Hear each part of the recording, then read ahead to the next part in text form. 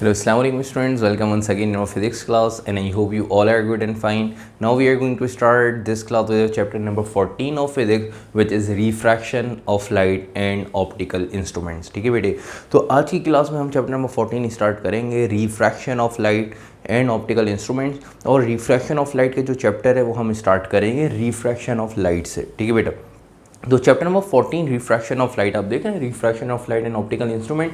तो refraction of light के बारे में हमने पढ़ना है, ऑप्टिकल इंस्ट्रूमेंट्स जो है वो पढ़ने हैं इस चैप्टर में। और आज की क्लास में हम ये चैप्टर स्टार्ट करने जा रहे हैं। तो स्टार्ट करेंगे इस चैप्टर के फर्स्ट पार्ट से, रिफ्रैक्शन ऑफ लाइट के रिफ्रैक्शन ऑफ लाइट क्या होती है, ठीक है, किससे कहते हैं लाइट की रिफ्रैक्शन क्या होती है। तो बेटा इससे पहले आप लोग जो चैप्टर नंबर 13 में पढ़ के आए हैं वो पढ़ के आए रिफ्लेक्शन ऑफ लाइट। तो बेटा रिफ्लेक्शन और रिफ्रैक्शन में क्या डिफरेंस है। रिफ्लेक्शन क्या था, आप लोगों ने क्या पढ़ा रिफ्लेक्शन के बारे में कि अगर reflection of light he discuss कर लें कि अगर लाइट आ रही है एक मीडियम से ट्रैवल करते हुए और दूसरे मीडियम की सरफेस से टकरा के वापस प्रीवियस मीडियम में आ जाती है, तो इसको कहते हैं रिफ्लेक्शन। ठीक है, कि टकरा के वापस आ जाना। और रिफ्रैक्शन की बेटा अगर हम बात करें तो रिफ्रैक्शन क्या है कि लाइट एक मीडियम से ट्रैवल करते हुए आ रही है और दूसरे मीडियम के अंदर पेनिट्रेट अगर कर जाए, दूसरे मीडियम के अंदर ट्रैवल कर जाए, ठीक है, और दूसरे मीडियम की सरफेस से टकरा के उसके अंदर ट्रैवल करती हुई चली जाए, टकरा के वापस नहीं आए, ठीक है, उसी मीडियम के अंदर दूसरे मीडियम के अंदर पेनिट्रेट कर जाए, ट्रैवल कर जाए, तो इस फिनोमेना को, इस प्रोसेस को हम रिफ्रैक्शन ऑफ लाइट का नाम देते हैं। ठीक है बेटा, तो रिफ्रैक्शन ऑफ लाइट के दोबारा मैं रिपीट कर देता हूँ कि अगर लाइट रे एक मीडियम से ट्रैवल करते हुए आ रही है और किसी दूसरे मीडियम के अंदर पेनिट्रेट कर जाए, ठीक है, ट्रैवल करते हुए चलिए किसी दूसरे मीडियम के अंदर, तो ये फिनोमेना, ये प्रोसेस कहलाता है बेटा रिफ्रैक्शन ऑफ लाइट। ठीक है, मतलब लाइट रे आ रही है, वाटर के अंदर पेनिट्रेट कर गई, ठीक है, लाइट रे आ रही है, गिलास है, गिलास के अंदर से पास हो गई, तो गिलास के अंदर से जब लाइट रे ट्रैवल करते हुए जा रही है तो उस फिनोमेना को, उस प्रोसेस को हम क्या कहते हैं बेटा, रिफ्रैक्शन। के भाई यहाँ पे लाइट रिफ्रैक्ट कर रही है, लाइट मीडियम के अंदर पेनिट्रेट कर गई। ठीक है बेटा, तो रिफ्रैक्शन ऑफ लाइट क्या है, पहले इसकी डेफिनेशन लिखिएगा, फिर हम इसकी दो कंडीशन डिस्कस करेंगे कि जब लाइट रे एक मीडियम से किसी दूसरे मीडियम के अंदर पेनिट्रेट करती है तो क्या प्रोसेस होता है, किस तरह से जाती है, बेंड होती है तो कैसे होती है, नॉर्मल क्या, ये सारी चीज़ें हम यहाँ पे अभी थोड़ी देर में डिस्कस करते हैं। फिलहाल रिफ्रैक्शन ऑफ लाइट की डेफिनेशन लिख लीजिएगा। ठीक है, तो जब लाइट एक मीडियम से दूसरे मीडियम के अंदर पेनिट्रेट करती है तो वो बेंड हो जाती है, ठीक है, नॉर्मल की तरफ या अवे फ्रॉम दी नॉर्मल। तो नॉर्मल की तरफ बेंड कब होगी, अवे फ्रॉम दी नॉर्मल कब होगी बेंड। नॉर्मल हमने डिस्कस किया था लास्ट चैप्टर में। नॉर्मल क्या है, वो रे है, वो एक इमेजिनरी रे है जो किसी भी रिफ्रैक्टिंग सरफेस या रिफ्लेक्टिंग सरफेस से 90 डिग्री का एंगल बना रही हो, ठीक है, तो उस रे को हम क्या कहते हैं बेटा, नॉर्मल। तो नॉर्मल की तरफ बैंड होगी, away from the normal band होगी, दोनों प्रोसेस हो सकते हैं, ठीक है। तो ये फिनोमेना कहलाता है रिफ्रैक्शन ऑफ लाइट। तो इसको हम थोड़ा सा डायग्राम बना के सही से समझेंगे। फिलहाल छोटी सी डेफिनेशन रिफ्रैक्शन ऑफ लाइट की लिख लीजिएगा। तो रिफ्रैक्शन ऑफ लाइट के बारे में लिखिएगा बेटा, when the light ray travelling in a medium, when the light ray traveling in a medium and penetrates into another medium, when the light ray traveling in a medium and penetrates into another medium and penetrate into another medium, then it bends towards the normal or away from the normal, then it bends towards the normal or away from the normal, then it bends towards the normal or away from the normal, is called as refraction of light. Then it bends towards the normal or away from the normal is called as refraction of light। ठीक है बेटा, तो refraction of light की आप लोगों ने definition लिख ली। उसके बाद हम कंडीशन रिफ्रैक्शन ऑफ लाइट की कुछ डिस्कस करते हैं। दो कंडीशन है, ठीक है। पहले हम बात करते हैं यहाँ पे कंडीशन नंबर 1 की, सही है।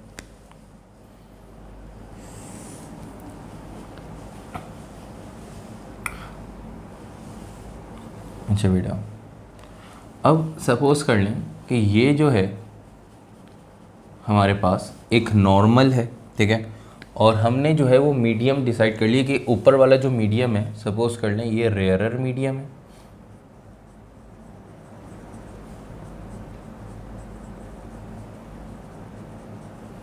ठीक है, और नीचे वाला जो मीडियम है, ये जो मीडियम है, इस मीडियम को हम डेंसर मीडियम का नाम देते हैं। ठीक है बेटा। तो डेंसर और रेयरर मीडियम क्या होता है कि डेंसर मीडियम को हम हाई डेंसिटी मीडियम कहते हैं।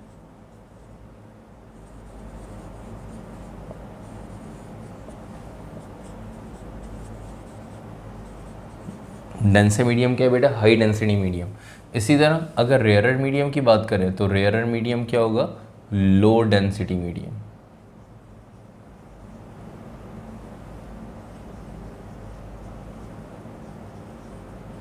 ठीक है, तो लो डेंसिटी मीडियम को हम रेयरर और हाई डेंसिटी मीडियम को हम डेंसर मीडियम का नाम देते हैं। अगर लाइट रे, देखिए कह रहा है कि ये रेयरर मीडियम है, ये डेंसर मीडियम है, ठीक है, ये हमने नॉर्मल ड्रॉ की है, सही है, इसको अलग से ड्रॉ कर लेते हैं।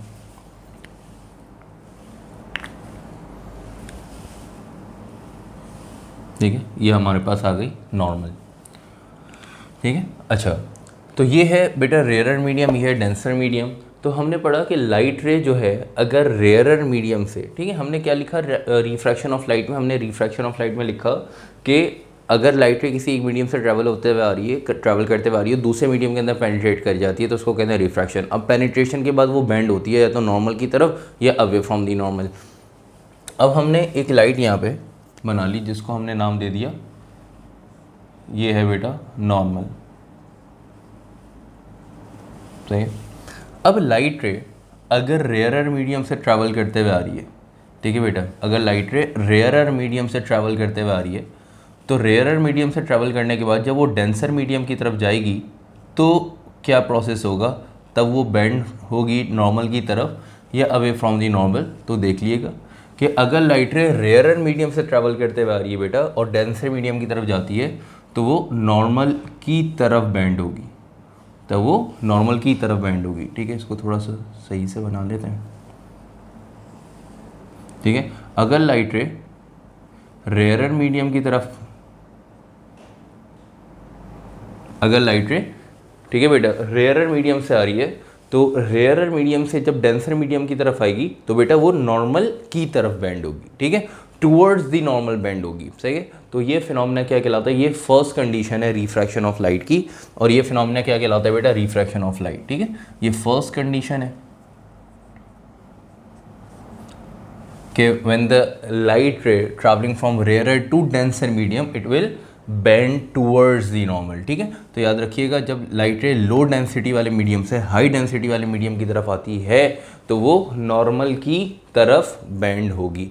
अब लो डेंसिटी मीडियम या रेयरर मीडियम क्या होता है? जैसे सपोज कर लें एयर है, ठीक है, एयर जो है, ठीक है, जो वैक्यूम है, एयर जो है, इसके अंदर जब लाइट रे ट्रैवल करती है इसकी स्पीड होती है बेटा 3 × 10⁸ और ये सबसे ज़्यादा स्पीड है, ठीक है, मीडियम की। तो मतलब एयर जो है वो क्या है? लेस डेंस होता है। ठीक है, एयर की डेंसिटी सबसे कम होती है। ठीक है, तो कम डेंसिटी वाले मीडियम को रेयरर कहते हैं और हाई डेंसिटी वाले मीडियम को डेंसर मीडियम कहते हैं। मतलब अगर वाटर की बात कर लें, लाइट रे एयर से ट्रैवल करते हुए आ रही है, वाटर के अंदर पेनिट्रेट कर गई, अब एयर जो है वो क्या होगा बेटा?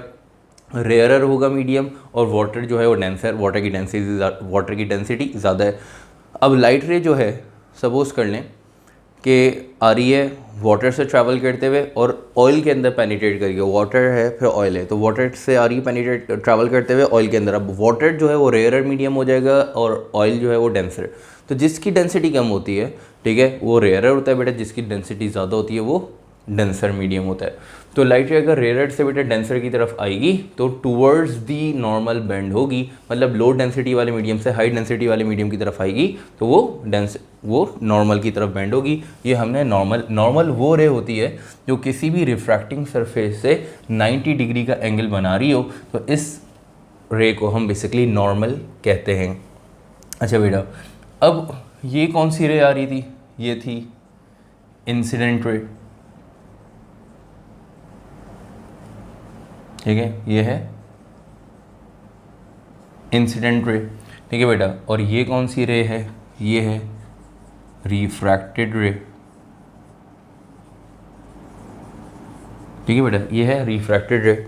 अब ये नॉर्मल है, ये इंसिडेंट रे है, तो बेटा इंसिडेंट रे और नॉर्मल के बिटवीन जो एंगल फॉर्म होगा, इस एंगल को एंगल ऑफ इंसिडेंस का नाम देते हैं, ठीक है। ये रिफ्रैक्टेड रे है, ये नॉर्मल है, इनके बिटवीन जो एंगल फॉर्म होगा, इस एंगल को angle R, angle of refraction का नाम देते हैं, ठीक है। तो ये जो आपके पास एंगल है, ये कौन सा एंगल है बेटा?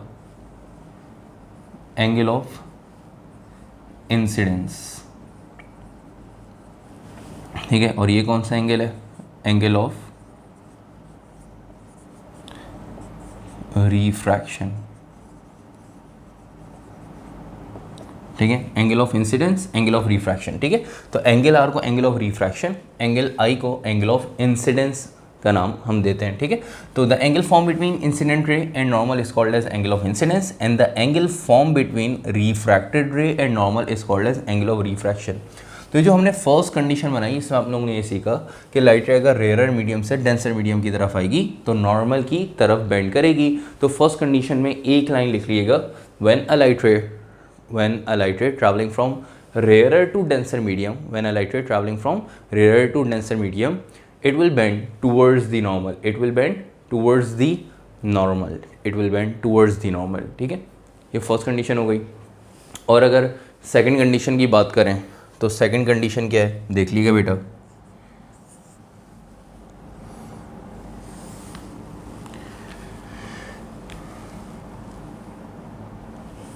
ये आ गई नॉर्मल आपके पास, ठीक है। और ये आपके पास जो है कौन सा मीडियम है, ये आपके पास है रेयरर मीडियम,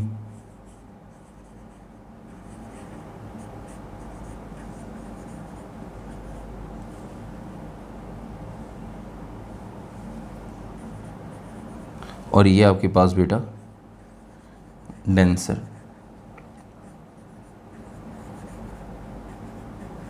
ठीक है। और ये आपको पता है ये क्या है, नॉर्मल।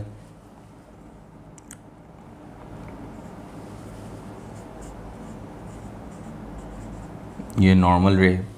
अब लाइट रे अगर डेंसर से रेयरर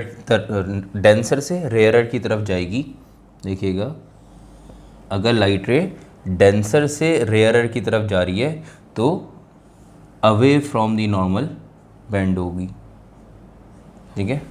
अब अगर लाइट रे रेयर से डेंसर की तरफ आ रही तो आपने देखा नॉर्मल की तरफ बेंड हो रही है, ये है नॉर्मल। अब लाइट रे अगर डेंसर से रेयरर की तरफ जा रही है, डेंसर से रेयरर मीडियम की तरफ जा रही है, तो आपने देखा away from the normal bend होगी, ठीक है। तो अब यहाँ पे ये है कौन सी रे, इंसिडेंट रे, ये है कौन सी रे बेटा, रिफ्रैक्टेड रे, सही है। ये है इंसिडेंट रे,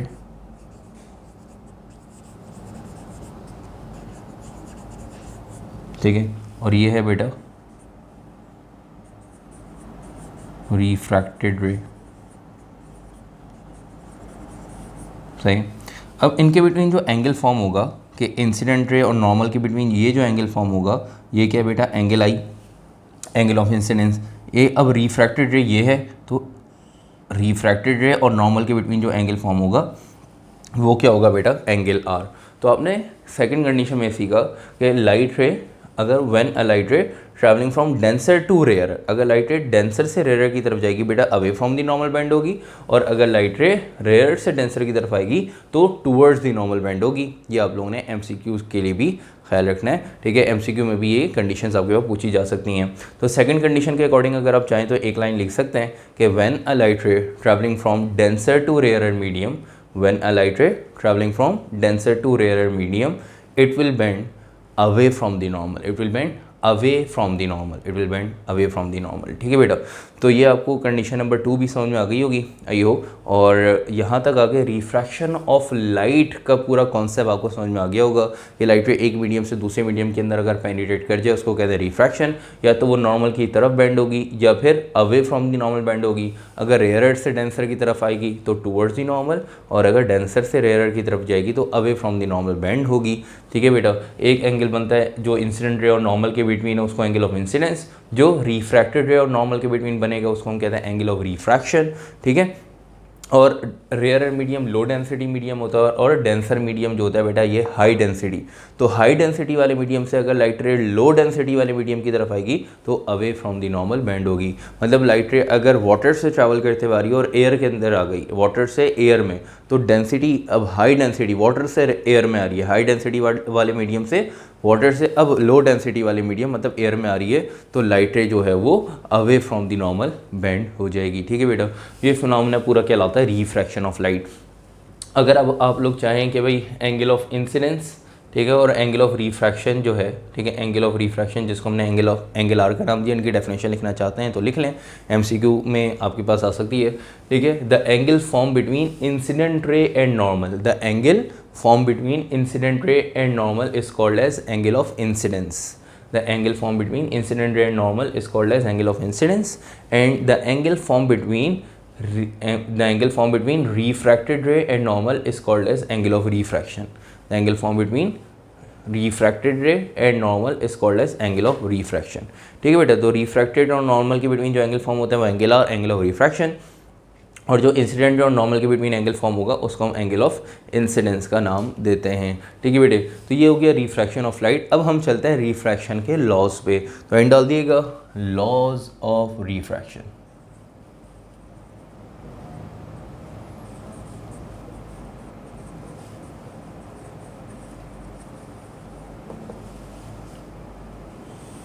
एंड डालते हैं बेटा लॉज ऑफ रिफ्रैक्शन। तो रिफ्रैक्शन के बेटा दो लॉज हैं। ठीक है, सबसे पहले इन डाल देंगे हम first law of refraction,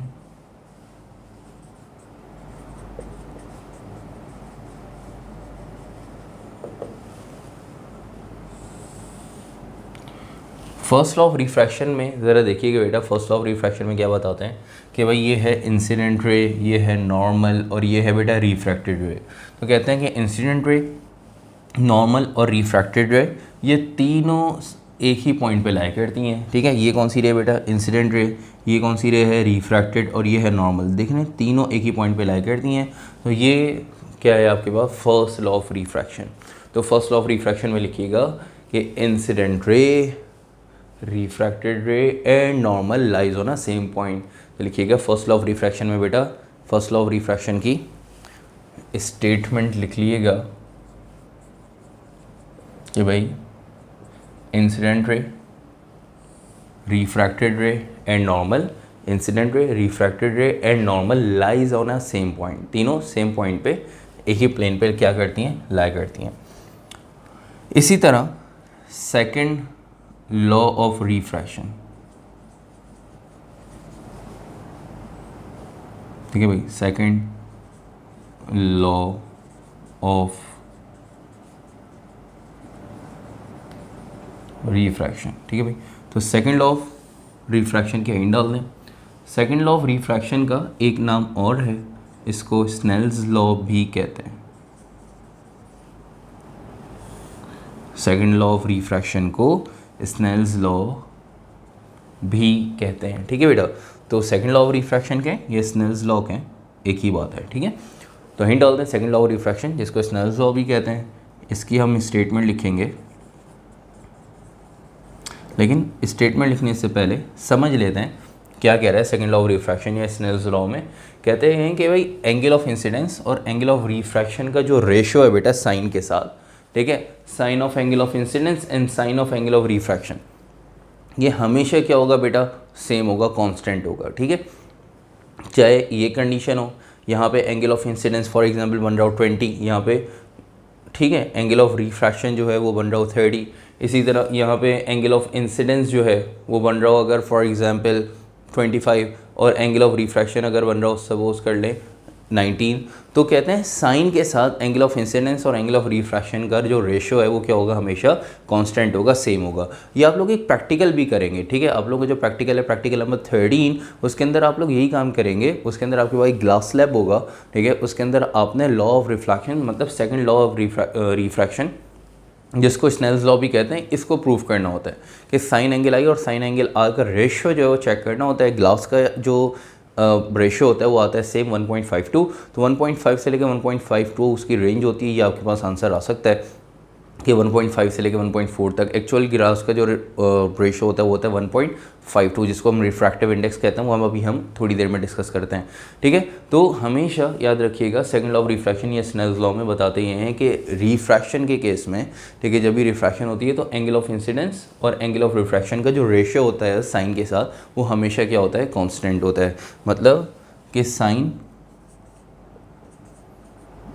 angle I divide by sine angle R, इनका रेशो हमेशा हर केस में रिफ्रैक्शन के क्या होगा, हमेशा कांस्टेंट होगा।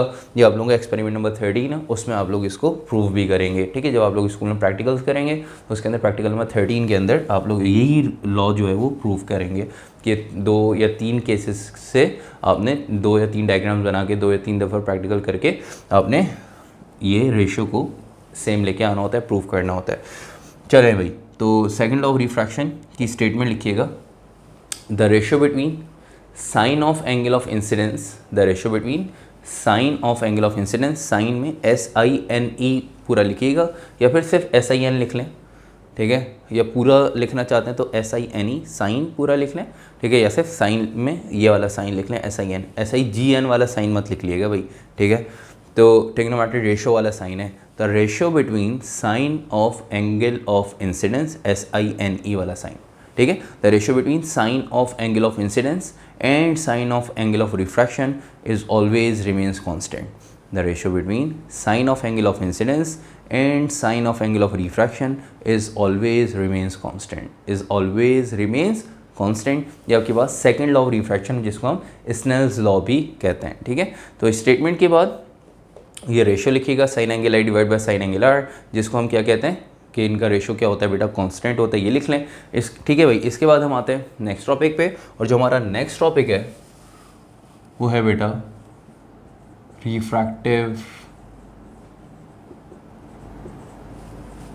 इंडेक्स, ठीक है। तो refractive index next topic start करने जा रहे हैं। रिफ्रैक्टिव इंडेक्स क्या होता है, ठीक है। तो उसके लिए पहले 2 कॉन्सेप्ट हैं, इसके एक थ्योरेटिकल और एक मैथमेटिकल, ठीक है। तो पहले हम इसका थ्योरेटिकल कॉन्सेप्ट डिस्कस करते हैं। तो हम यहाँ पे हैंड डाल देंगे थ्योरेटिकल डेफिनेशन की,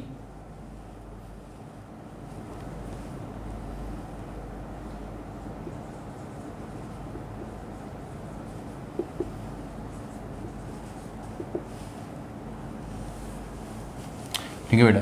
तो थ्योरेटिकल डेफिनेशन रिफ्रैक्टिव इंडेक्स की हम जो है वो डिस्कस करेंगे। पहले रिफ्रैक्टिव इंडेक्स डिस्कस करते हैं, फिर लिखेंगे डेफिनेशन। रिफ्रैक्टिव इंडेक्स क्या है, देखें, रिफ्रैक्शन का चैप्टर पढ़ रहा है कि भाई लाइट एक मीडियम से आएगी, दूसरे मीडियम के अंदर पेनिट्रेट कर जाएगी। तो बेटा रिफ्रैक्टिव इंडेक्स क्या है, किसी भी मीडियम की लाइट रिफ्रैक्टिंग कैपेबिलिटी, ठीक है, वो क्या कहलाती है बेटा, रिफ्रैक्टिव इंडेक्स। कि भाई जिस मीडियम के अंदर लाइट पेनिट्रेट कर रही है, जिस मीडियम के अंदर लाइट जो है वो ट्रैवल कर रही है, तो उसकी कैपेबिलिटी कितनी है लाइट को अपने अंदर से पास कराने की, उसकी जो है एबिलिटी कितनी है लाइट को पास कराने की। तो लाइट पासिंग एबिलिटी जो होती है ना, वो बेटी क्या कहलाती है, रिफ्रैक्टिव इंडेक्स। जिस तरह से आप लोग पढ़ के आए प्रीवियस चैप्टर्स में कि किसी भी कंडक्टर के अंदर से हीट पासिंग एबिलिटी क्या कहलाती है, थर्मल कंडक्टिविटी। इसी तरह से जो है हम आगे पढ़ेंगे कि भाई करंट पासिंग एबिलिटी किसी भी कंडक्टर से क्या कहलाती है, इलेक्ट्रिकल कंडक्टिविटी। इसी तरह किसी भी रिफ्रैक्टिव मीडियम क्या होता है, जिसके अंदर से लाइट पास हो सकती है, उसको हम कहते हैं रिफ्रैक्टिव मीडियम।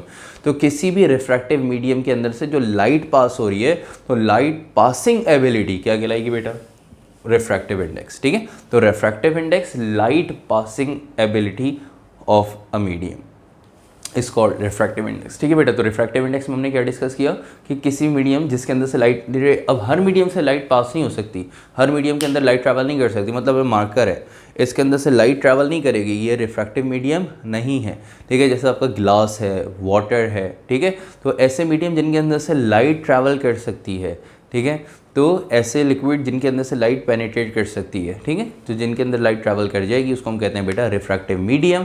और हर मीडियम के अंदर से सेम, अब ग्लास के अंदर से लाइट रे जो पास होगी, ठीक है, एज़ कम्पेयर टू वाटर कितनी पास होगी, वाटर के अंदर से, तो दोनों में सेम नहीं है कि भाई वाटर में भी उतनी लाइट पास हो रही है जितना जो है वो क्या कहते हैं ग्लास के अंदर पास हो रही है, तो हर रिफ्रैक्टिव मीडियम से लाइट पासिंग, अब ग्लास भी डिफरेंट रंग है, बिल्कुल ट्रांसपेरेंट है तो उसके अंदर से लाइट ज़्यादा पास होगी, अगर कोई शेडेड ग्लास है, ठीक है, तो टिंटेड ग्लास है उसके अंदर से इतनी लाइटें पास नहीं होगी। तो हर रिफ्रैक्टिव मीडियम की लाइट पासिंग एबिलिटी डिफरेंट है, तो उसकी लाइट पासिंग एबिलिटी वो क्या कहलाती है बेटा, रिफ्रैक्टिव इंडेक्स। तो इसके पहले थ्योरेटिकल डेफिनेशन लिखिएगा, रिफ्रैक्टिव इंडेक्स के बारे में लिख लीजिएगा, the light passing ability of a medium is called as the light passing ability of a medium is called as refractive index. The light passing ability of a medium is called as refractive index. और करके इसकी एक जो है वो थोड़ी सी बेहतर वाली डेफिनेशन आप चाहें तो वो लिख लें, ठीक है।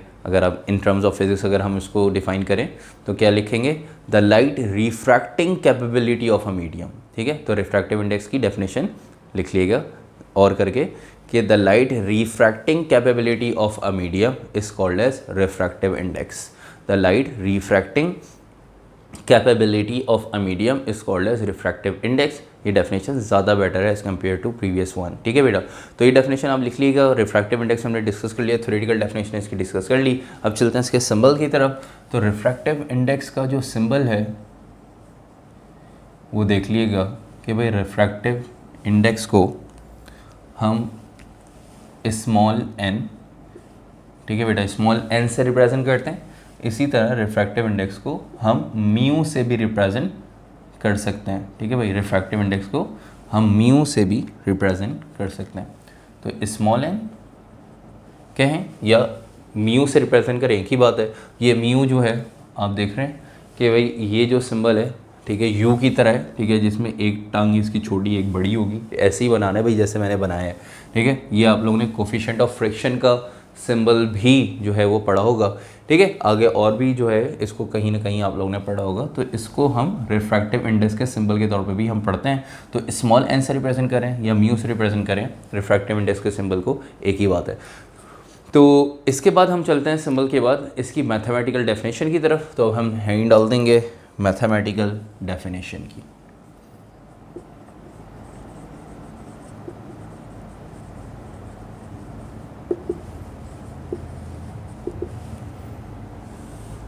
अच्छा, मैथमेटिकल डेफिनेशन क्यों पढ़ना है? जैसे अभी हमने पढ़ा ना कि भाई थ्योरेटिकल डेफिनेशन में कि लाइट रिफ्रैक्टिंग कैपेबिलिटी, कि किसी भी लाइट किसी भी रिफ्रैक्टिव मीडियम के अंदर से जो लाइट पास हो रही है उसकी रिफ्रैक्टिंग कैपेबिलिटी, उसकी पासिंग एबिलिटी क्या कहलाती है, रिफ्रैक्टिव इंडेक्स। अब वो रिफ्रैक्टिंग कैपेबिलिटी या पासिंग एबिलिटी कैसे फाइंड करेंगे? वो फाइंड जो करने के दो तरीके हैं, इस वजह से उसको फाइंड करना है, उसको फाइंड हम करेंगे मैथमेटिकली। इस वजह से हमने यहाँ पे उसको नाम दे दिया बेटा मैथमेटिकल डेफिनेशन का, कि भाई किसी भी रिफ्रैक्टिव मीडियम की जो रिफ्रैक्टिंग कैपेबिलिटी है या लाइट पासिंग एबिलिटी है वो आपको अगर फाइंड करनी हो, ठीक है, तो कैसे फाइंड करेंगे, उसके दो तरीके हैं, ठीक है। तो और उन तरीकों को हमने नाम दे दिया मैथमेटिकल डेफिनेशन, मतलब रिफ्रैक्टिव इंडेक्स कैलकुलेट करने के दो मेथड हैं, ठीक है। दो तरीके से हम रिफ्रैक्टिव इंडेक्स, रिफ्रैक्टिंग कैपेबिलिटी या लाइट पासिंग एबिलिटी हम कैलकुलेट कर सकते हैं। जब भी हमने यहाँ पे मैथमेटिकल डेफिनेशन का नाम दे दिया तो दो तरीकों से हम कैलकुलेट कर सकते हैं। इस वजह से हमने यहाँ पे मैथमेटिकल डेफिनेशन दो लिखनी है, ठीक है। तो फर्स्ट मैथमेटिकल डेफिनेशन लिखिएगा, the ratio between speed of light in air, the ratio between speed of light in air and speed of light in medium, the ratio between speed of light in air and speed of light in medium is called as refractive index. The ratio between speed of light in air and speed of light in medium is called as refractive index. तो इस definition के according formula क्या बनेगा, देख लीजिएगा refractive index का, कि भाई ratio between speed of light in air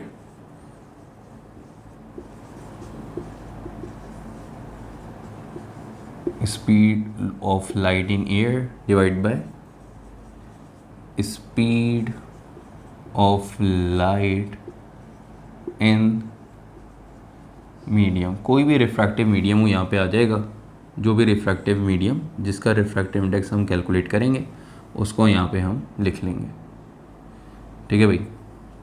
तो ये आपके पास फॉर्मूला आ गया रिफ्रैक्टिव इंडेक्स का फर्स्ट डेफिनेशन के अकॉर्डिंग, ठीक है। तो आपने फॉर्मूला क्या बनाया है, speed of light in air divide by speed of light in medium.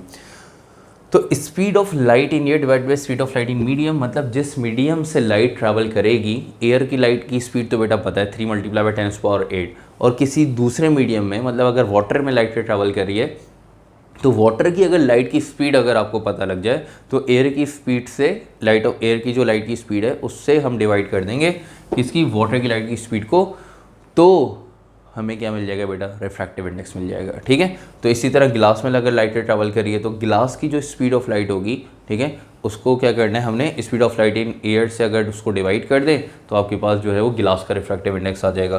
तो यहाँ पे मैंने फॉर्मूले में मीडियम लिखा है, तो आप मीडियम में कोई भी एक रिफ्रैक्टिव मीडियम लिख सकते हैं। जैसे फॉर एग्जांपल वाटर का रिफ्रैक्टिव इंडेक्स कैलकुलेट करना है, वाटर की स्पीड ऑफ लाइट आपको पता है, ठीक है, तो आप फॉर्मूला क्या बनाएंगे, speed of light in air divide by speed of light in water. इसी तरह आपका जो पहले ही न्यूमेरिकल इस चैप्टर का उसके अंदर लिखा हुआ है कि भाई जो ग्लिसरीन है उसका रिफ्रैक्टिव इंडेक्स जो है वो है 1.47, तो उसके लिए हम फॉर्मूला क्या बनाते हैं, ग्लिसरीन के लिए फॉर्मूला क्या बन जाएगा, speed of light in air divide by speed of light in glycerine. इसी तरह गिलास का फॉर्मूला क्या बन जाएगा, speed of light in air divide by speed of light in glass. तो रिफ्रैक्टिव इंडेक्स का ये जो फॉर्मूला है हम मीडियम के अकॉर्डिंग चेंज करते रहेंगे।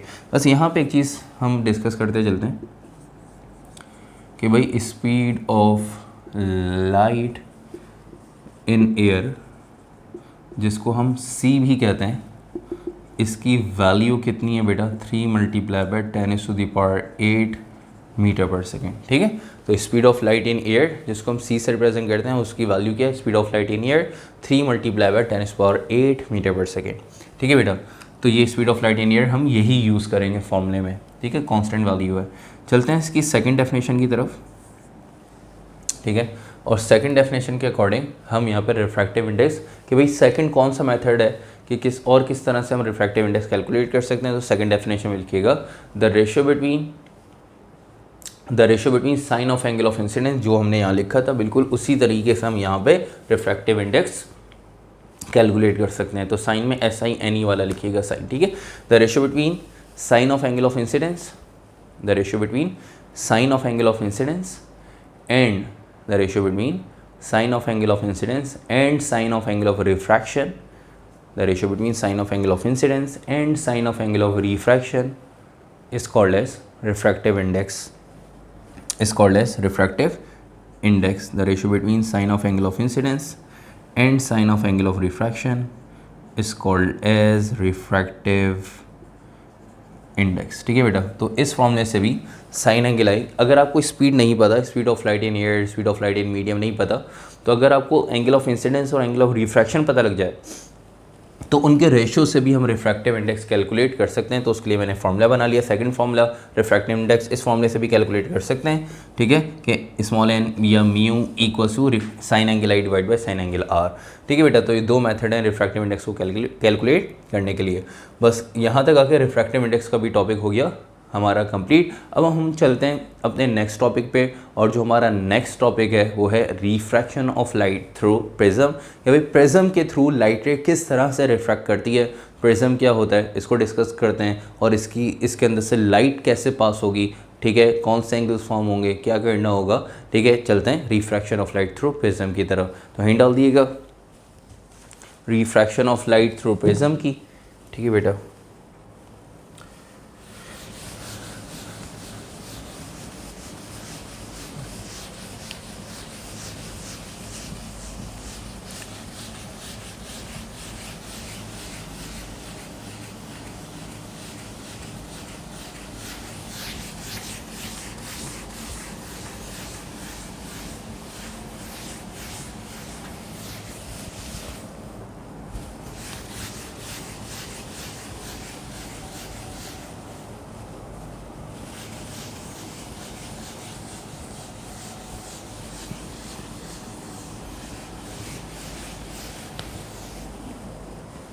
अच्छा बेटा, तो हम यहाँ पे अगर हम बात करें कि प्रिज्म की, तो प्रिज्म क्या है,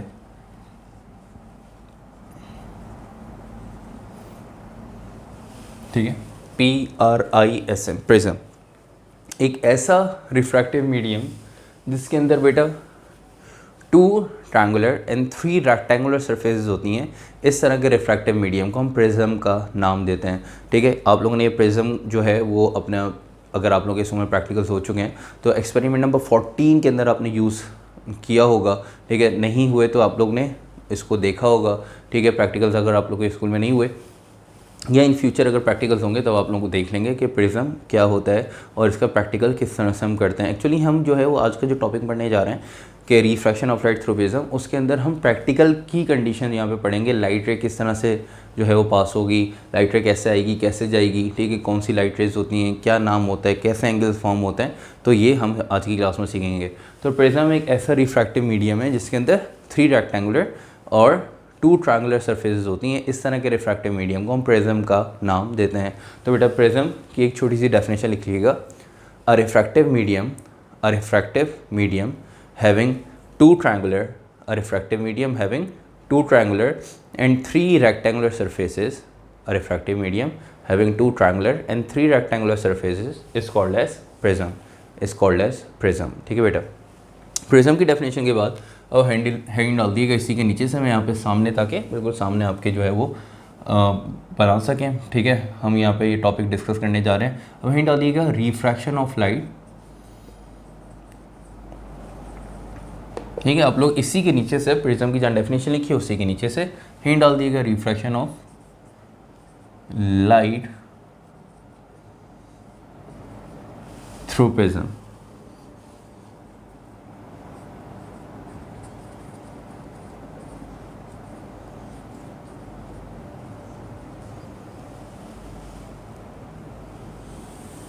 ठीक है, तो उसके लिए हम यहाँ पे बना लेते हैं पहले प्रिज्म, ठीक है।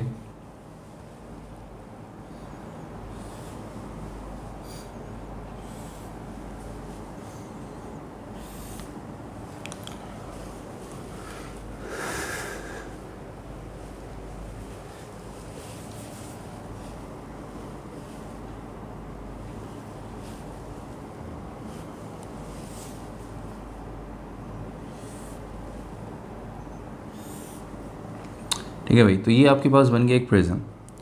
अब आप लोगों ने करना ये है कि भाई इसके अंदर से लाइट रे पास करानी है, ठीक है, और लाइट को रिफ्रैक्ट करा के, ठीक है, यहाँ पे हमने सारी कंडीशन डिस्कस करनी है कि भाई जब प्रिज्म से लाइट रे पास होती है तो क्या होता है, कैसे पास होती है, कहाँ से निकलती है, कौन से एंगल्स फॉर्म होते हैं, ठीक है। आप लोग यही काम प्रैक्टिकल में भी करेंगे, ठीक है। आप लोग प्रैक्टिकल में प्रैक्टिकल वर्क प्रिज्म को रख के देखेंगे स्पेसिमेन शीट पे अपने ड्राइंग बोर्ड पे, ठीक है, और उसमें एक तरफ जो है वो 2 पेन्स लगाएंगे, वहाँ से लाइट रे पास कराएंगे, दूसरी तरफ से आपको जो है वो दूसरी तरफ से पेन्स नज़र आ रही होंगी, वहाँ पे आपने दोबारा दूसरी 2 पेन लगा के आपने लाइन ड्रॉ करनी होगी। फिर प्रिज्म को हटा के जो है हम यहाँ पे एक्सपेरिमेंट करेंगे। लेकिन यहाँ पे आपने आज की क्लास में, क्योंकि यहाँ पे हम एक्सपेरिमेंट तो कर नहीं रहे, ठीक है, तो आपने सिर्फ ये सीखना है कि आज की क्लास में कि कौन सी लाइट रेज होती हैं, कैसे आती हैं और कैसे जाती हैं, ठीक है। तो आज की क्लास में बस आपने यही सीखना है, बाकी आप लोग प्रैक्टिकल में करेंगे सारा इसका प्रैक्टिकल वर्क। तो प्रैक्टिकल वर्क करेंगे, यहाँ पर हम सिर्फ इसके थ्योरेटिकल कॉन्सेप्ट डिस्कस कर रहे हैं, ठीक है। तो हमारा क्योंकि हम थ्योरी डिस्कस कर रहे हैं, प्रैक्टिकल तो कर नहीं रहे, तो हमें सिर्फ थ्योरेटिकल कॉन्सेप्ट समझना है कि लाइट रे कैसे पास होती है प्रिज्म से। देखें, तो एक लाइट रे आ रही है ट्रैवल करते हुए, ठीक है, जिसको हम इंसिडेंट रे कहते हैं। तो जब किसी मीडियम के अंदर वो पेनिट्रेट करेगी, ठीक है, तो जो लाइट रे आती है एक मीडियम से ट्रैवल करते हुए बेटा, और किसी दूसरे मीडियम के अंदर पेनिट्रेट करती है तो वो बेंड हो जाती है, ठीक है। तो लाइट रे आ रही है ट्रैवल करते हुए, जैसे ही प्रिज्म की अंदर पेनिट्रेट करेगी तो ये क्या हो गई, बेंड हो गई। जैसे बेंड हुई तो बेंड होने के बाद ये दूसरी तरफ से पास हो जाएगी, ठीक है। लाइट रे आई ट्रैवल करते हुए, प्रिज्म के अंदर पेनिट्रेट कर गई और दूसरी पेनिट्रेशन के बाद दूसरी तरफ से पास होते हुए चली गई, ठीक है। तो ये जो है इस तरह से लाइट रे आती है। अभी जो लाइट रे आ रही है ट्रैवल करते हुए बेटा, इस रे को कहते हैं इंसिडेंट रे। इस रे को कहते हैं बेटा इंसिडेंट रे। और जो पेनिट्रेट कर गई और प्रिज्म के अंदर ट्रैवल कर रही है, रिफ्रैक्टेड रे।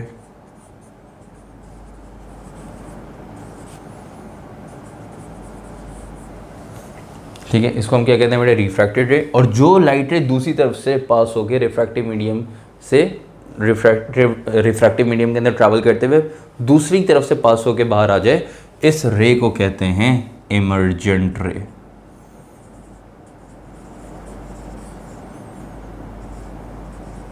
ठीक है बेटा, इसको क्या कहते हैं, इमर्जेंट रे, ठीक है।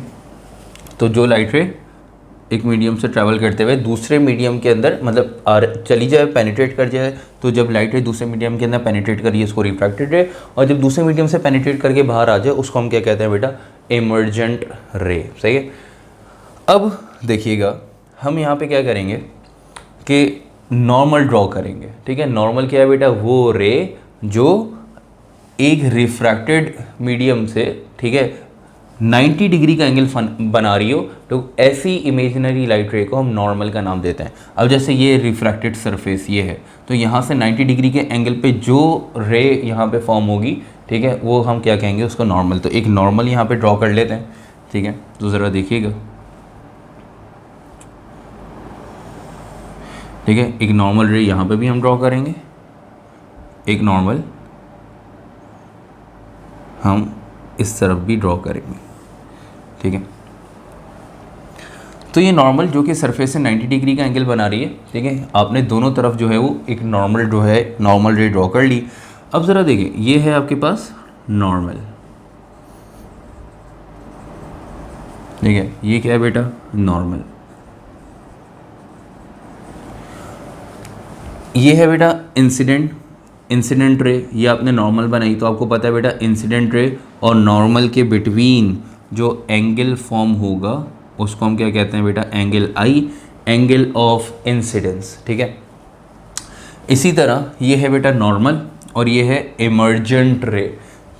तो नॉर्मल और इमर्जेंट रे के बिटवीन ये जो एंगल बेटा फॉर्म होगा इसको कहते हैं angle E, angle of emergence. मैं अभी आप लोगों को लिखवा दूंगा। और बेटा ये कौन सी रे है, ये है रिफ्रैक्टेड रे। तो बेटा रिफ्रैक्टेड रे और नॉर्मल के बिटवीन जो एंगल फॉर्म होगा इसको क्या कहते हैं, इसको कहते हैं एंगल आर, मतलब एंगल ऑफ रिफ्रैक्शन। ठीक है, तो ये है रिफ्रैक्टेड रे, ये नॉर्मल, तो इनके बिटवीन जो एंगल फॉर्म हो रहा है बेटा ये एंगल क्या कहलाता है, एंगल ऑफ रिफ्रैक्शन। तो angle of incidence, angle of refraction, angle of emergence. अब आप ज़रा देखें कि आपने ये काम यहाँ तक तो आपको समझ में आ गया। अब आपने एक्चुअली करना क्या होता है प्रैक्टिकल में, जिससे पता लगता है कि आपका प्रैक्टिकल सही है।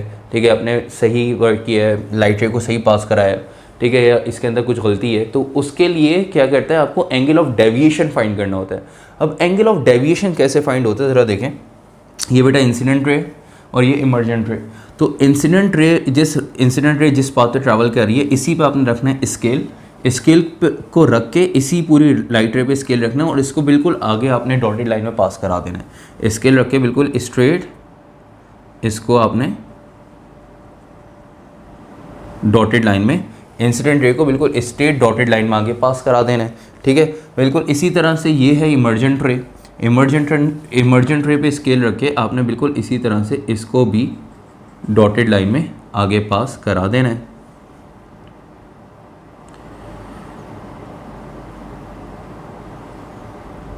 ठीक है बेटा, ठीक है, आपने क्या करा, इमर्जेंट रे को भी बिल्कुल स्ट्रेट डॉटेड लाइन में आगे पास करा दिया, इंसिडेंट रे को भी बिल्कुल डॉटेड लाइन में आगे पास करा दिया। तो अब अगर आप देखें ये है इंसिडेंट रे और ये है बेटा क्या, इमर्जेंट रे। तो इमर्जेंट रे और इंसिडेंट रे बैक साइड में यहाँ पे जाके जो मिल रही हैं, इनकी बैक साइड से ये जो एंगल फॉर्म हो रहा है, इनकी बैक साइड डेविएशन से ये जो एंगल फॉर्म हो रहा है, ये एंगल कहलाता है बेटा angle D.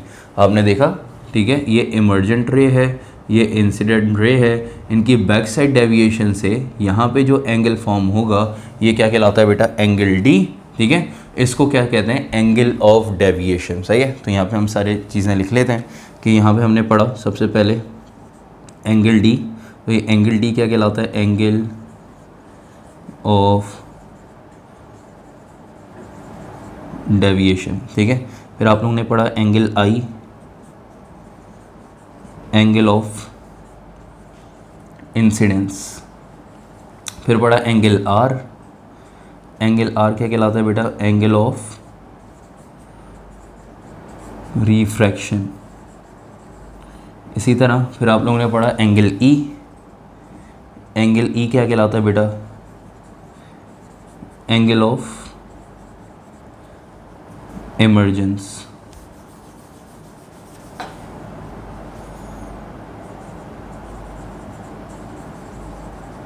Angle of emergence. ठीक है, ये आपने एंगल्स पढ़ लिए 4, angle I, angle R, angle E और एंगल डी।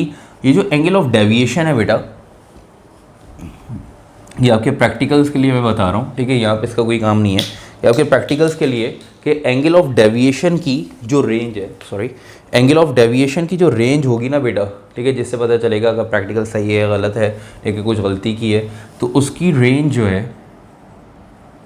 38 डिग्री से 42 डिग्री तक होनी चाहिए। अगर आपका एंगल ऑफ डेविएशन 38 से 42 के बिटवीन आ रहा है तो इसका मतलब जो है वो आपने बिल्कुल सही एक्सपेरिमेंट किया है। ये आपके एक्सपेरिमेंट के लिए मैंने आपको अभी से चीज़ें बता दी हैं, ठीक है। तो एंगल ऑफ डेविएशन मेन काम होता है कि एंगल ऑफ डेविएशन आपने फाइंड करना होता है, सही है। तो ये 4 एंगल आपको समझ में आ गए, एंगल ऑफ डेविएशन भी आपको समझ में आ गया, और मेन जो चीज़ है वो एंगल ऑफ डेविएशन है। अगर एंगल ऑफ डेविएशन की रेंज इतनी है तो इसका मतलब एक्सपेरिमेंट बिल्कुल सही है। इसके बाद हम एक चीज़ और डिस्कस करते हैं, ज़रा देखिएगा, ये जो प्रिज्म है, प्रिज्म के जो 3 कॉर्नर्स हैं, ठीक है, यहाँ पे ये जो एंगल फॉर्म होता है ना बेटा, ये जो एंगल है इसको ये कहलाता है एंगल ए, ठीक है, ये क्या कहलाता है बेटा, एंगल ए। तो ये जो एंगल ए है, एंगल ए, इसको कहते हैं बेटा एंगल ऑफ प्रिज्म। ये क्या कहलाता है बेटा, angle A, angle of prism. और कोई भी प्रिज्म हो, ये एंगल ए कितना होता है बेटा, 60 डिग्री, ठीक है। ये स्टैंडर्ड है कि प्रिज्म का जो एंगल है वो प्रिज्म का एंगल कितना होता है बेटा, 60 डिग्री। तो एंगल ऑफ प्रिज्म कितना है बेटा, 60 डिग्री, ठीक है। ये भी आपको पता होना चाहिए कि प्रिज्म के जो कॉर्नर्स का जो एंगल होता है, ठीक है, इस एंगल को, ये जो एंगल है इसको angle A, angle A, angle A, मतलब प्रिज्म के कॉर्नर्स के जो एंगल है ये कहलाता है एंगल ऑफ प्रिज्म, और ये कितना होता है बेटा, 60 डिग्री, ठीक है। तो यहाँ तक आके हमने जो है वो टॉपिक डिस्कस कर लिया, refraction of light through prism, ठीक है बेटा। तो आज की क्लास में हमने कौन से topic, refraction of light discuss किया, लॉस ऑफ रिफ्रैक्शन, रिफ्रैक्शन के लॉस डिस्कस करे, फिर रिफ्रैक्टिव इंडेक्स का पूरा टॉपिक, और प्रिज्म से अगर लाइट रे पास हो तो कैसे पास होगी, तो refraction of light through prism, ये टॉपिक भी हमने आज की क्लास में डिस्कस किया, ठीक है बेटे। तो बस आज की क्लास में हम जो है वो आज की क्लास को एंड करते हैं, ठीक है। इंशाल्लाह नेक्स्ट क्लास में मुलाकात होती है, उसके अंदर हम लेंस का टॉपिक जो है वो डिस्कस करेंगे, ठीक है, लेंस की टाइप्स डिस्कस करेंगे, और फर्दर लेंस को, कॉनकेव और कॉन्वेक्स लेंसेज को हम आगे डिस्कस करते हैं, ठीक है। और क्लास को एंड करेंगे जाते जाते, अगर आप लोगों ने लेक्चर लाइक नहीं किया तो लेक्चर को ज़रूर लाइक करें, वीडियो लाइक करें, चैनल को लाजमी सब्सक्राइब करें। और बेटा वन मोर थिंग कि आप लोग ने जो है वो, बहुत सारे स्टूडेंट का कंसर्न होता है कि आप लेक्चर अपलोड कर देते हैं, हमें लेक्चर नहीं मिलते, ठीक है, नोटिफिकेशन हमारे पास नहीं आता। तो उसके लिए बेटा मस्ट है कि आपने बेल आइकन को ज़रूर जो है वो प्रेस करना है, ताकि आपको नोटिफिकेशन जो है मिल सके लेक्चर अपलोड होने का, ठीक है। क्योंकि अब एग्ज़ाम का करीब है, हम जल्दी जल्दी जो है वो लेक्चर जो है वो अपलोड करेंगे, तो उसके लिए है कि आपकी तैयारी जल्द से जल्द जो है वो अच्छे से अच्छी हो जाए। तो फ्रेंड्स में जो है इस चैनल को शेयर करें और अपना ख्याल रखें। इंशाल्लाह नेक्स्ट क्लास में मुलाकात होती है। अल्लाह हाफ़िज़।